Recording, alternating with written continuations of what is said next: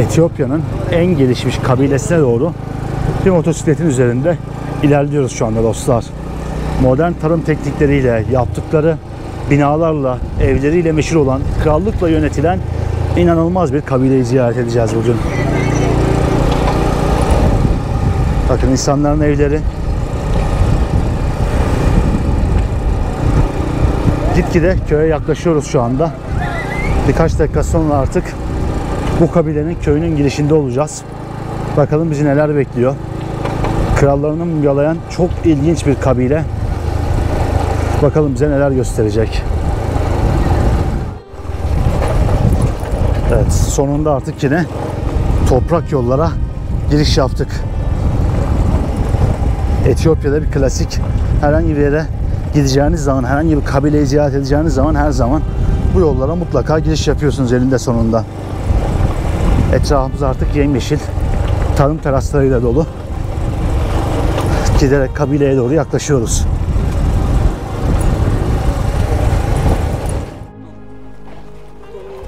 Selam. Şu anda Konso halkının, Konso kabilesinin inşa ettiği tarım teraslarını görüyorsunuz dostlar. Bu teraslar 600 yıldan beri burada inşa edilmeye devam ediyormuş. 900 yaşında olan bir köye doğru gidiyoruz şu anda. Hatta 900 yıldan dahi daha eski olduğunu söylüyorlar. Teraslar gördüğünüz gibi yukarıya doğru çıkıyor. Bu tamamen bu bölgeye özel.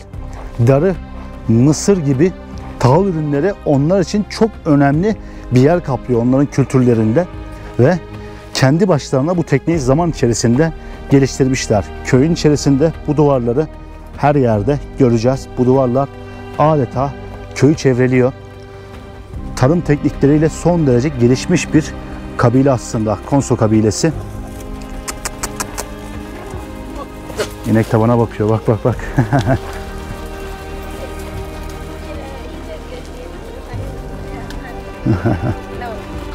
Selam no.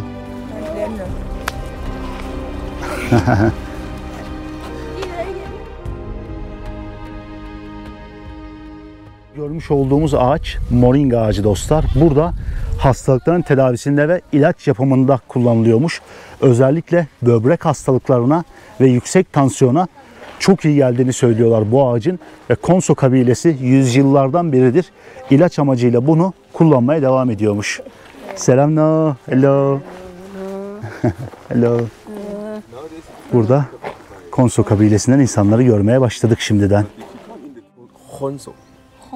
Konso means people who lives on the hillside, like on the mountains. It's one of the very hard working people in Africa. Konso kelimesi dağda yaşayan insanlar anlamına geliyormuş. Şu görmüş olduğunuz ağaç evlerin yapımında kullanılıyormuş burada dostlar ve yapraklarını da hayvanlara yemek olarak veriyorlarmış. Bu kabile son derece gelişmiş tarım teknikleriyle bilindiğinden direkt olarak onların tarım yaptığı araziden bu kabileyi gezmeye, görmeye başladık. Hayvancılık bunlarda ikinci, üçüncü planda çünkü tarım teknikleri açısından çok üst düzeyler ve sürekli olarak kuru sezonda dahi tahıllarını tüketmeye devam edebiliyorlar. Bunları saklama teknikleri ve burada yetiştirme teknikleri çok çok özel. Her yerde bu duvarları göreceğiz köy boyunca. Bu duvarlar 3 metreye kadar uzanabiliyor yer yer.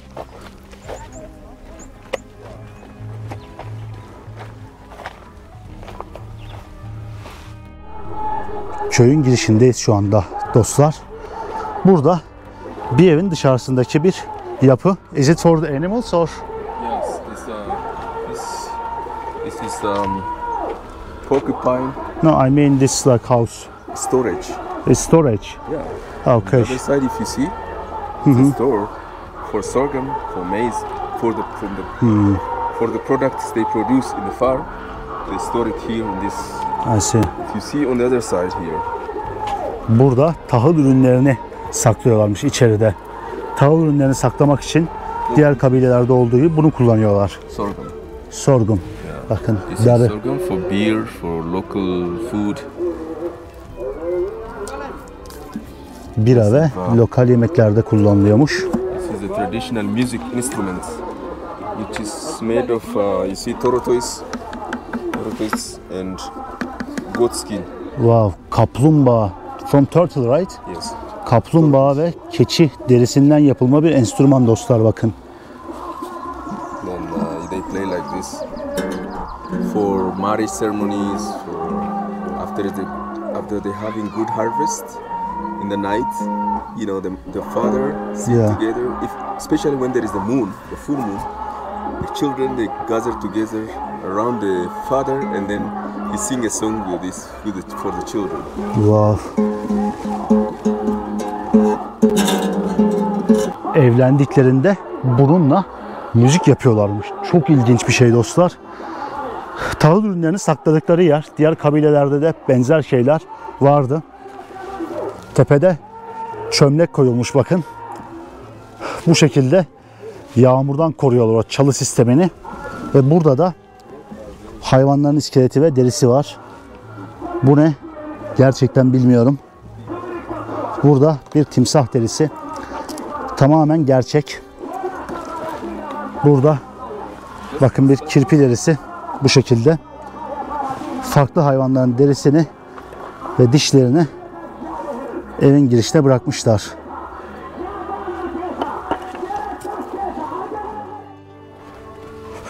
Burası dostlar köyün ana giriş kapısı. Bu kapıdan köyün içerisine tam anlamıyla giriş sağlıyorsunuz. Hemen geleneksel evleri bizi karşılamaya başladı, bakın. Bu şekilde devasa evler, binalar inşa etmişler köyün her yerinde. Geleneksel bir Konso kabilesi evi.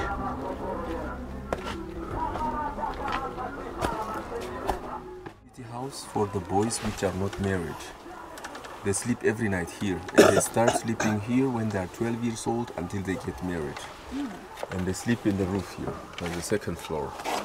And the reason why they sleep here is they are taking care of the village. If maybe fire accident or burning occurred in one family compound at night, and maybe they hear shouting or somebody come and tells them, they can immediately go and help the family. Bu bina bekar erkeklerin evlenmeden önce uydukları binaymış kabilede. Evlenene kadar köydeki bütün oğlan çocukları gelip burada üst katta bu tahtaların üstünde uyuyorlarmış ve evlendikten sonra da kendi eşleriyle birlikte ayrı bir eve geçiyorlarmış. Aynı zamanda başka bir kabileden birisi geldiğinde o da burada ağırlanıyormuş ve eğer ki köyde iki kişi arasında anlaşmazlık varsa buraya gelip bu taşların üzerinde oturup bu anlaşmazlığı burada çözüyorlarmış. Son derece ilginç bir yapı köyde. Halen daha bu gelenekler burada yaşatılmaya devam ediyor. Köyün erkekleri de, köyün yaşlıları da burada kendi yaptıkları oyunları oynuyorlar bu binanın önünde. Evlerin girişi hep bu şekilde o geleneksel mimariyi sonuna kadar korumuşlar. Bu duvarlar yuvarlak şekilde köyün etrafını sarmış duvarlar.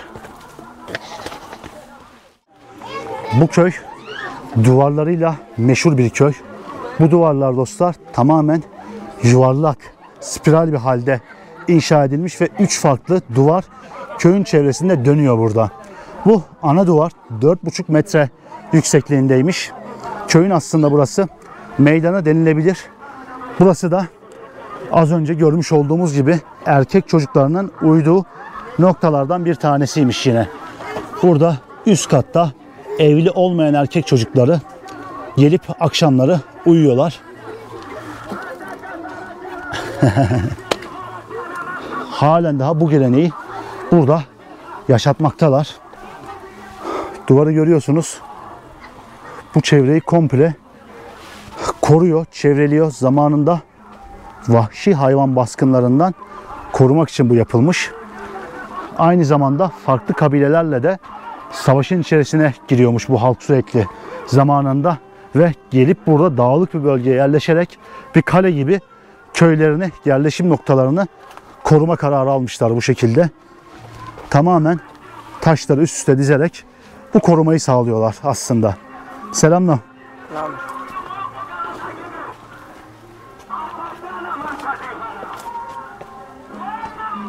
Bakın hiçbir şekilde harç yok.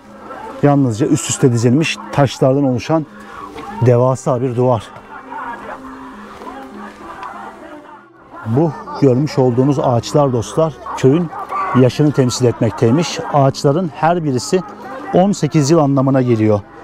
Yani buradaki ağaçlardan bu köyün kaç yaşında olduğunu anlayabiliyorsunuz. Şu anda bir 13-14 tane görüyorum.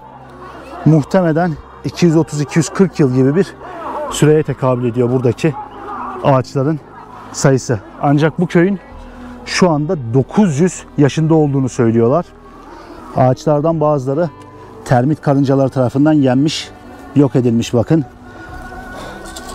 Sayısı o yüzden şu anda tam olarak net değil. Ancak çok uzun zamandır burada bu geleneği devam ettiriyorlar ve köyün yaşını bu şekilde belirliyorlar.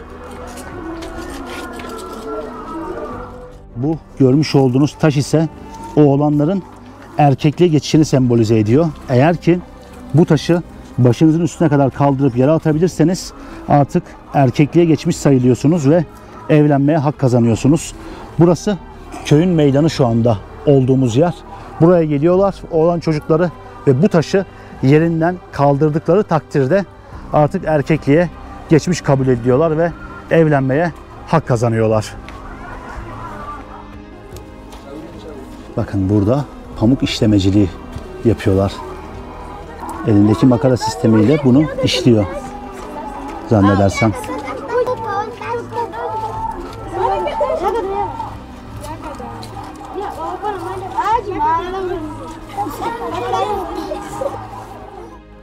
Yine burada köyün yaşını belli etmesi için bu anıttan yapılmış.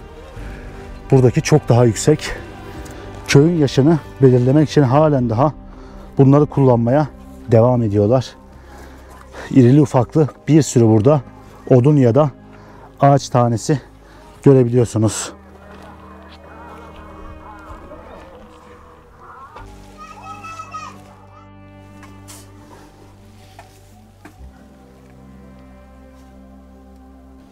Instead of just sitting, they said I have to do something. Normalde kadınlar bunu yapıyormuş ama bazı yaşlı erkekler de kabilede bunu yapmaya başlamışlar artık. Buradan adeta bir kale gibi tüm Konso şehrini görebiliyorsunuz. Evlerin hepsinin tepesinde toprak çömlekler bulunuyor. Bunun da sebebi içerisindeki çalı sisteminin ıslanmaması, yağmurdan korunmasıymış. Bu insanlar 900 yıldır burada tüm bu vadiyi izliyorlar ve bu şekilde kendilerini koruyorlar aslında.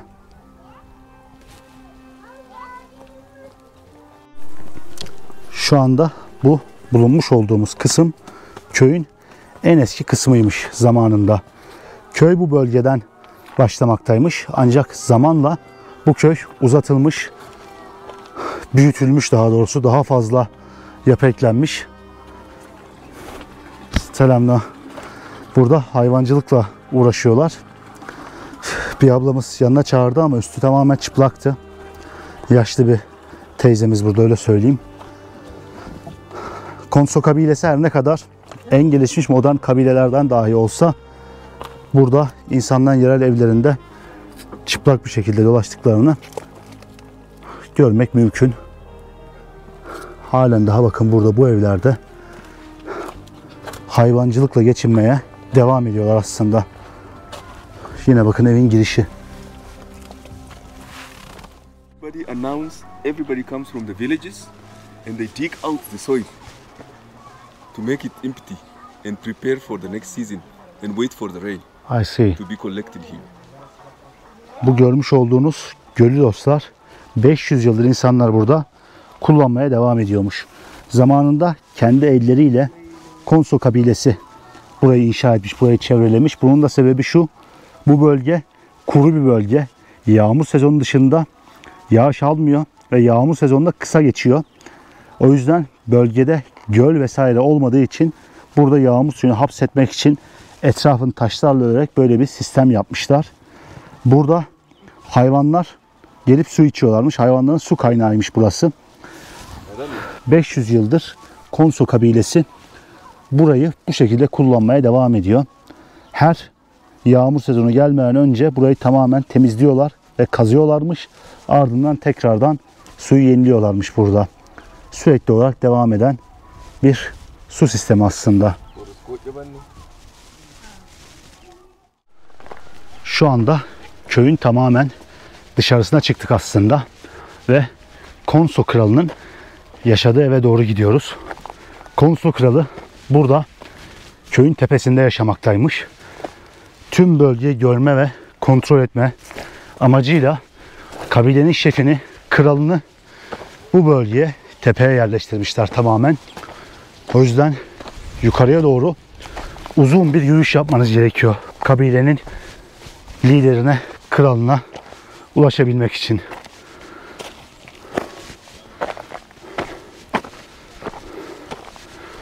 Tarım terasları yol boyunca devam ediyor bu arada, bakın. Belki de 300-400 yıl, 500 yıl önce yapılmış olan bu teraslar yol boyunca burada devam ediyor.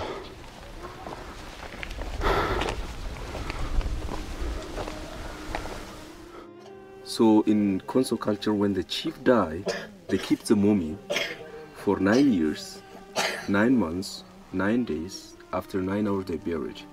And this 9 is come from 9 clans of Konso. And there are mummifiers, there are locally skilled people. When he dies, they take it out all the internal organs, they take it out the eyes, and they keep it in the pot, cover it very well. And they are painting or ointing on the body, butter, honey, and different kinds of leaves. And the butter to make the flexibility of the body, and the honey, it keeps the skin not to lose, and the herbs or leaves to protect the flies or insects not to eat the body. So for 9 years and 9 months, there is no official announcement. They say the chief is seriously ill, he is sick, but the community indirectly know that he's already died and he is on the mummification process.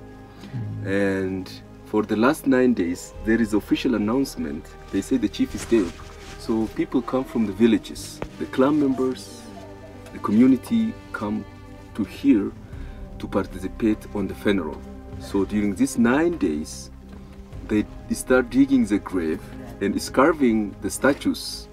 And after 9 hours, they take the mummy to the graveyard. So while the community is taking the mummy to the burial place, at the same time, coronation takes place. So his son take over. Oh, I see. And then use 9 months. This is when it's ready to bury. They cover with this blanket. This means it's ready to take to the burial place. I see. This is after 9 years, 9 months. 9 yıl, 9 ay, 9 gün, 9 saat sonraki haliymiş bu mumyanın. Bu noktaya geldikten sonra aslında onun öldüğünü kabul etmiş oluyorlar ve defnedilmeye hazır hale gelmiş oluyor. Kralın ailesinin yaşadığı bölgeye geldik şu anda. Burada yalnızca kralın ailesi yaşıyormuş. Yalnızca onların yaşamasına izin var. En yakınlarıyla birlikte Konso kralı burada hayatını sürdürüyor. Bu evlerin tamamı kralın yakınlarına ait. Bu görmüş olduğunuz yerin altından çocuklar yürüyor. Bu duvarın üstünden de evlerin arasında yetişkinler yürüyorlar. Bu görmüş olduğunuz bina bir ibadethaneymiş. İçerisinde insanlar dua ediyorlarmış. Dua etmek için bu bina tamamen kullanılıyormuş. Kralın yakınlarının yaşadığı bu bölgede gelip insanlar burayı bir ibadethane olarak kullanıyorlar. This is a family kitchen. Traditional house. They cook here. This is a family kitchen. Selam no. Nagaita. Selam selam.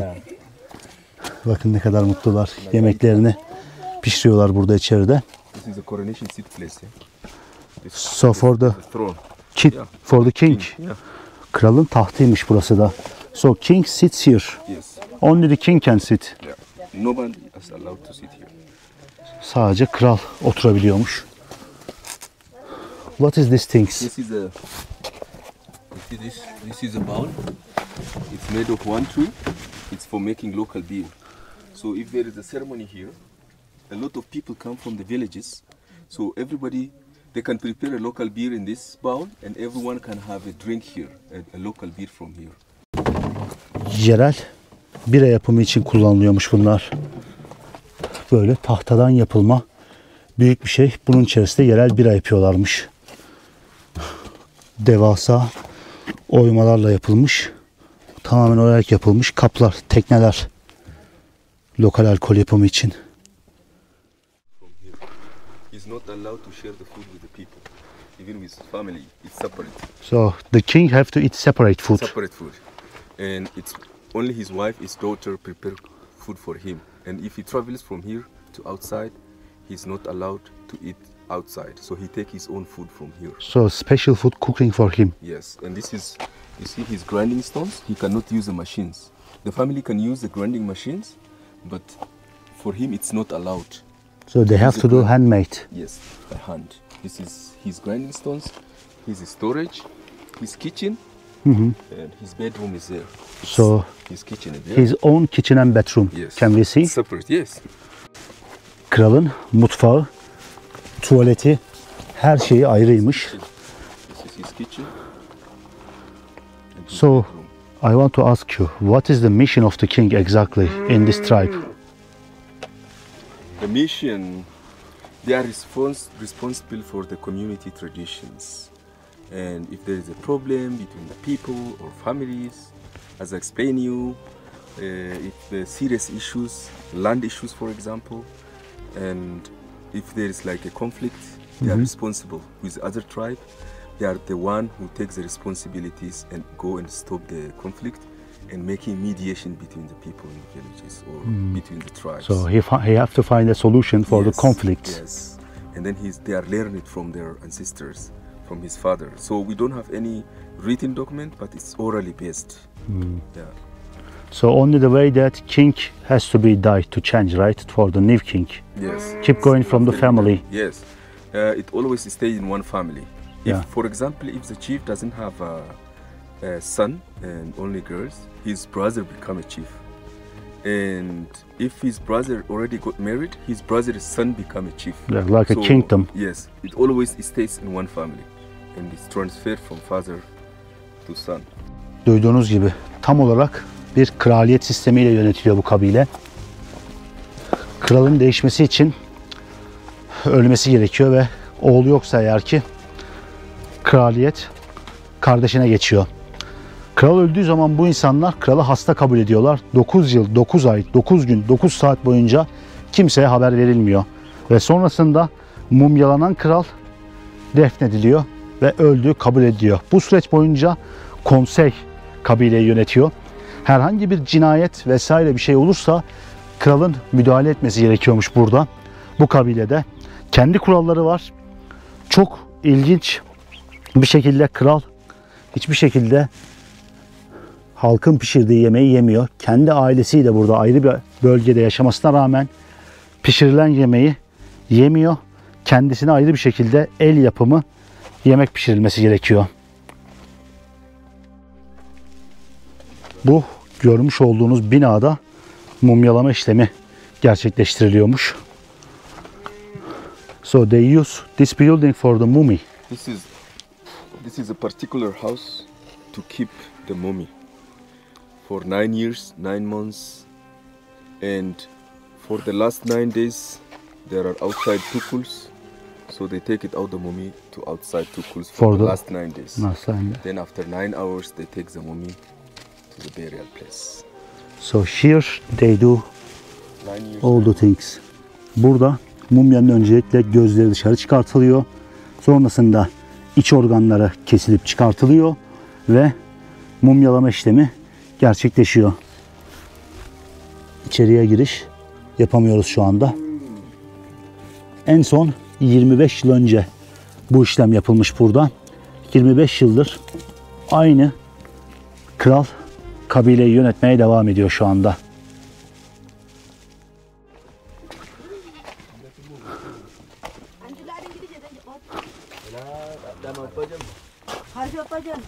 Yemek pişirmeye devam ediyorlar. Bakın burada tamamen közün üzerinde yemek pişiriyor. Burada yaşayan kralın 1. derecede akrabaları. Selamlar. Bakın yemek yedikleri kaplar da bu şekilde tamamen el yapımı, kendi başlarına yaptıkları kaplar. Utandın mı sen? Şu görmüş olduğunuz kabın içerisinde ise yerel biraları fermente oluyormuş. Adeta kaynadığını görüyorsunuz ve hafif bir kokusu var. Alkol oranı düşükmüş bunun. Ancak halen daha bu şekilde fermente ederek burada hazırlamaya devam ediyorlar. İlginç bir alkol çeşidi.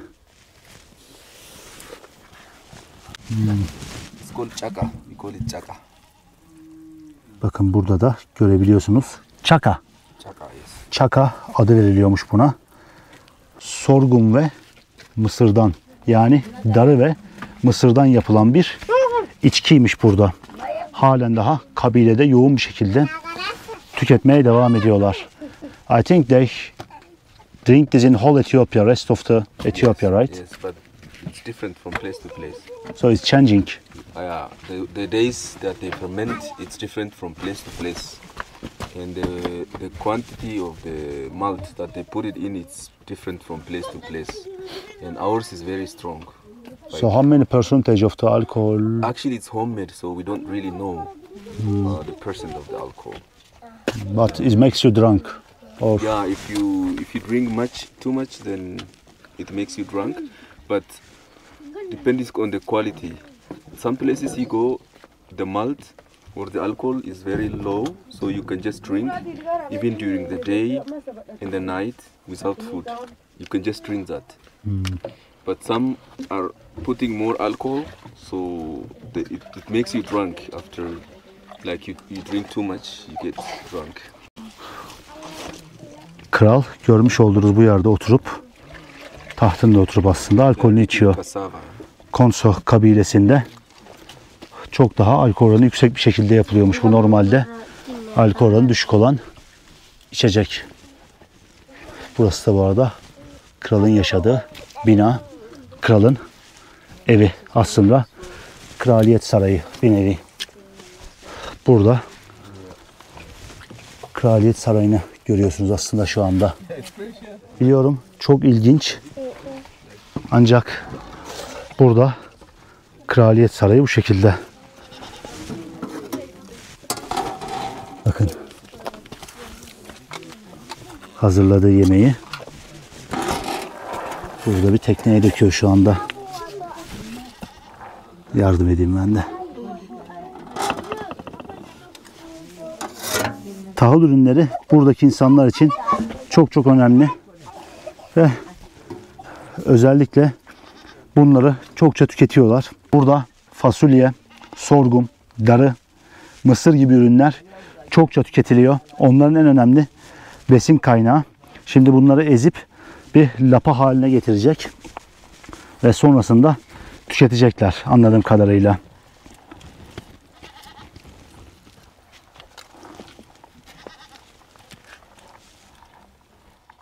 Şöyle bir şey ikram ettiler şimdi bize. Bu kasava bitkisi. Yanında da işte bu şekilde ne diyeyim, fasulye mi, darı mı bir şey var. Ve şu kapta da yerel alkolleri varmış bu. Ben içmeyeceğim ama göstermek istiyorum. Bu hazırladıkları yerel alkolüymüş.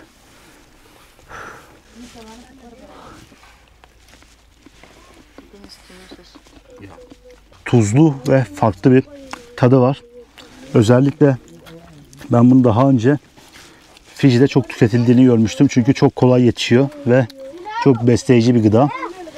O yüzden bu kabilede fazlasıyla o kasavadan yiyor ve tüketiyor. Özellikle bezelye, nohut, darı ve bu tarz sebzeler çok önemli bir yer kaplıyor, tahıllar.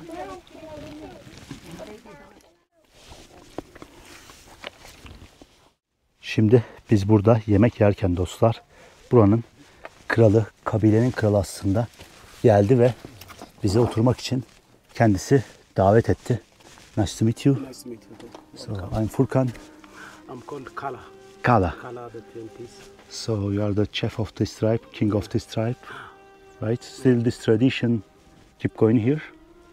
Yes, still it's going. I'm the 20s from the lineage of my family, and it's since 22 years ago I received it from my father because it comes by inheritance. And the role and the responsibility in the community is to make peace. If there are disputes between citizens, between neighboring tribes as well, which is normally based upon the natural resources, sometimes it can create a conflict which is up to armed condition if it is escalated. So I'm a peacemaker.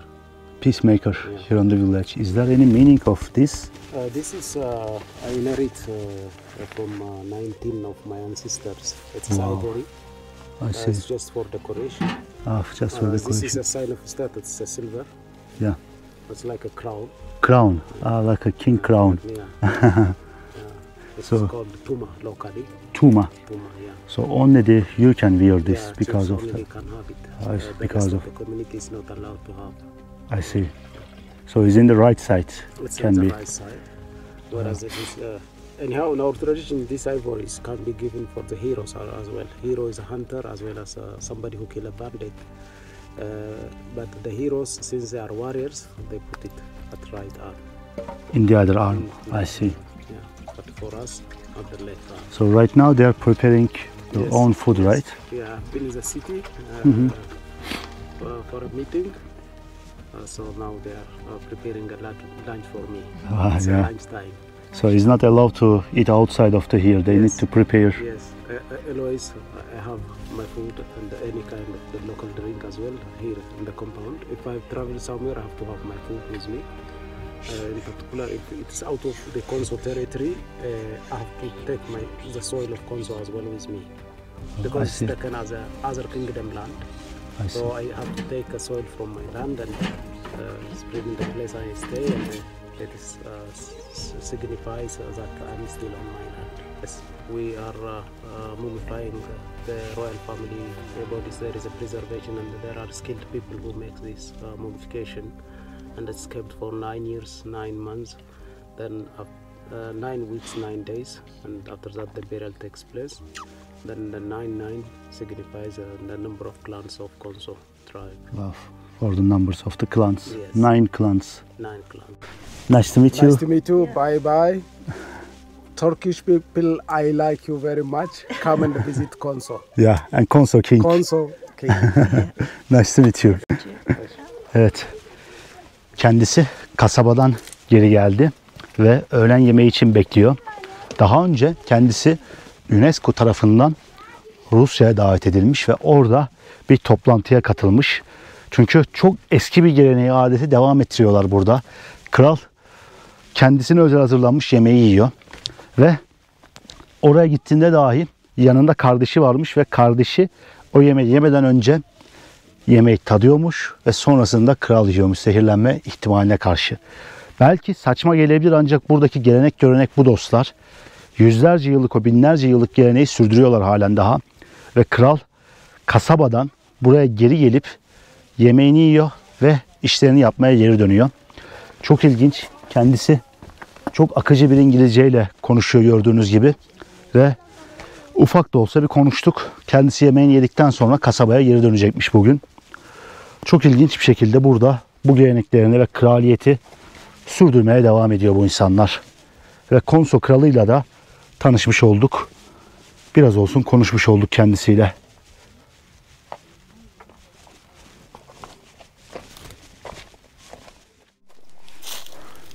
Bu gelmiş olduğumuz yer dostlar, kral mezarları. Artık burada bir kralın mezarını görüyorsunuz aslında.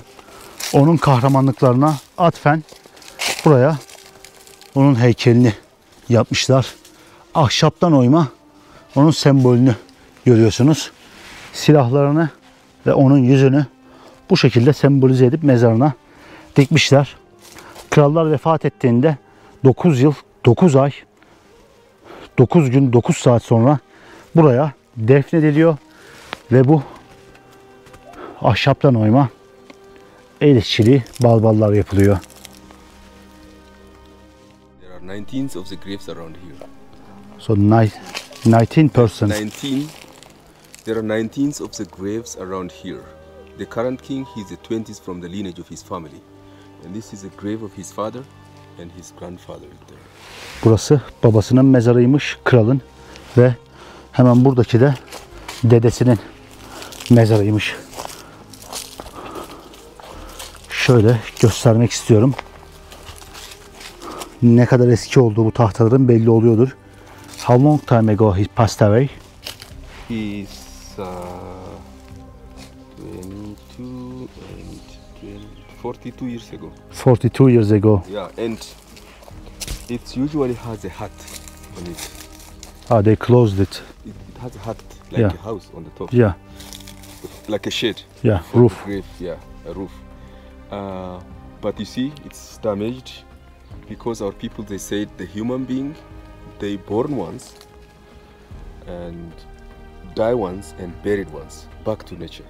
So if the roof is broken, or even if this statue fall down, they never re-erect again. They keep as it is until it's disappeared. Anladım. I see. Doğadan geldiklerine inandıkları için normalde bunun tepesinde bir çatı oluyormuş. Ancak herhangi bir şey kırıldığında burada, bu görmüş olduğunuz heykel ya da herhangi bir şey devrildiğinde, kırıldığında hiçbir şekilde müdahale edilmiyormuş buna. Çünkü insanlar doğadan geldiklerine ve doğaya döneceklerine inanıyorlarmış. Dolayısıyla doğanın yaptıklarına hiçbir şekilde müdahale edilmiyor. Bu kralın mezarı dahi olsa hiçbir şekilde değişim yapmak mümkün değilmiş bu mezarda. Çok büyük bir saygı duyuyorlar aslında kraliyet ailesine ve aynı zamanda doğaya. Bu görmüş olduğunuz gözlerin bu şekilde yapılmasının sebebi dostlar, mumyanın böyle gözüküyor olmasıymış. Mumyalama işlemi tamamlandıktan sonra gözüne bu şekilde halka şeklinde bir madde bırakıyorlar ve mumya bu şekilde bekletiliyor uzun bir süre ve dişler ise, şu görmüş olduğunuz dişler ise kaburgalardan yapılmamış. Hayvanların kaburgasından yapıyorlarmış bunu. Aslında çok büyük bir işçilik var ve her detay işlenmiş, her detaya yer verilmiş buradaki kral mezarlarında. Çok ilginç bir gelenek açıkçası. Burada yine bir mezar varmış ve yıkılmış ve hiçbir şekilde dokunmamışlar gördüğünüz gibi. Daha eski bir mezar. Bu mezarlardan bazılarının ise yağmalanmış olduğunu anlattı rehberimiz şimdi. Bazıları diyor 2000 euroya, 3000 euroya satılıyor bunların. Avrupa'da, şurada, burada. Buradan buraya gelip yağmalıyorlar ve sonrasında gemilerle kaçırıyorlar bunu diyor. Halen daha yüzlerce yıl önceki gibi kabile geleneklerini devam ettiren bir topluluk. Konso kabilesi. Ve buna tanıklık ettik. Kralın ormanında yürüyoruz şu anda. Kraliyet ailesinin ormanında yürüyoruz. Ve her yerde kraliyet ailesinin mezarları var. Açıkçası beni fazlasıyla şaşırtan bir kabile oldu. Bir yandan modern köy hayatına geçiş yapmışlar ama bir yandan da eski geleneklerini sonuna kadar sürdürüyorlar. Çok ilginç adetleri, gelenekleri, görenekleri var. Etiyopya'nın Noma Vadisi'nde yaşayan tüm kabilelerin ve bu gelenekleri, adetleri, görenekleri olabildiğince sizlere yansıtmaya çalışıyorum dostlar. Şimdi kraliyet ailesinin ormanından çıkış vakti artık ve bu kabileye tam anlamıyla veda vakti. Evet dostlar, buraya kadar güzel, ilginç bir video oldu. Umarım keyif almışsınızdır izlerken. Benim çok şaşırdığım bir bölümdü açıkçası. Etiyopya'dan videolar gelmeye devam edecek. Yeni videolar için takipte kalın. Videoyu beğenmeyi ve kanalıma abone olmayı unutmayın. Destekleriniz çok önemli. Görüşmek üzere. Kendinize çok iyi bakın.